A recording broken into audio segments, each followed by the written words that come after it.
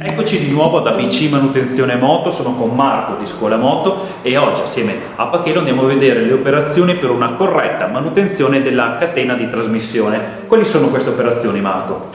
Pulizia, lubrificazione e regolazione della tensione. Perfetto, pulizia, che cosa devo avere? Ma una vaschetta con dentro della benzina o un prodotto apposito per la pulizia delle catene e un vecchio spazzolino. Come andrò ad agire sulla catena? Ma appunto con uno spazzolino cercherò di grattare via tutta la sporcizia, polvere, terra dal grasso che si sono impastati insieme. E ci sono cose che non devo fare? E non bisogna usare aria compressa, acqua ad alta pressione, solventi o detergenti che risultano troppo aggressivi per la catena. E una volta pulita passo alla lubrificazione. Qual è il modo corretto per farla?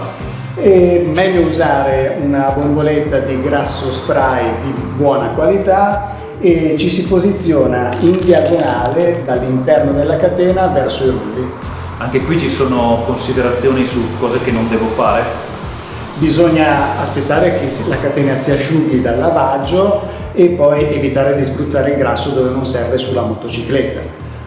Bene, veniamo invece all'operazione un po' più delicata, quella di regolazione della tensione. Quali sono le operazioni giuste?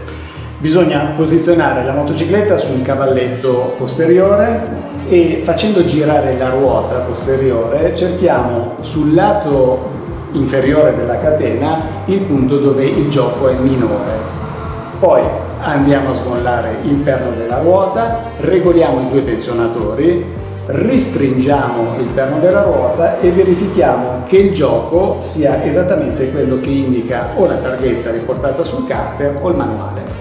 Perfetto, ora sono pronto per tornare in strada con la mia moto, ma ogni quanto devo fare questa manutenzione alla catena?